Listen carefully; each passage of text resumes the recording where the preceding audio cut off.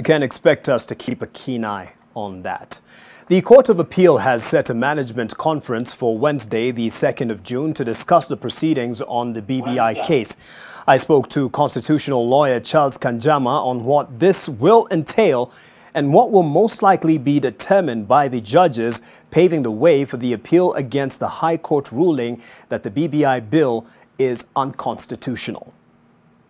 The president of the Law Society of Kenya, Nelson Havi, was acting as the legal counsel for some of the petitioners, David Ndi and company. There were 8 petitions. And he wrote a letter to the Court of Appeal saying that he would like the president to consider whether this is a matter that should be handled through an application for stay pending appeal, and then later the Court of Appeal deals with a substantive appeal, or whether it should just be handled once and for all through the substantive appeal. And he requested the president of the court to consider having the matter dealt with once and for all through the substantive appeal. So my expectation is that when the case management happens on Wednesday, the court will want to hear from the parties. What approach should we take? And many times in cases of this kind, the Court of Appeal has preferred an approach where it deals with the substantive appeal, so that instead of hearing arguments twice, yes, on the first occasion when you are arguing for stay pending appeal, and on the second occasion when you are arguing the actual appeal, it hears the arguments only once. Secondly, Nelson Havi requested that the president of the court appoints a bench of 5 or more judges.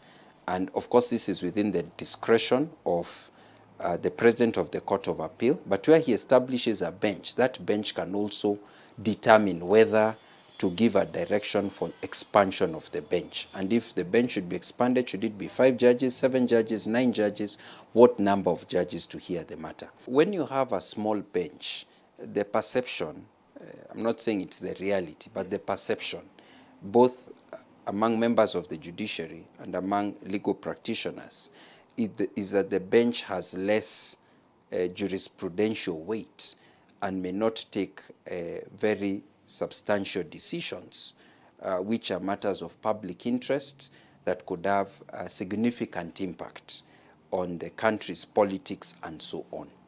That is why, for example, we established a Supreme Court, which is meant to sit 5 judges or more.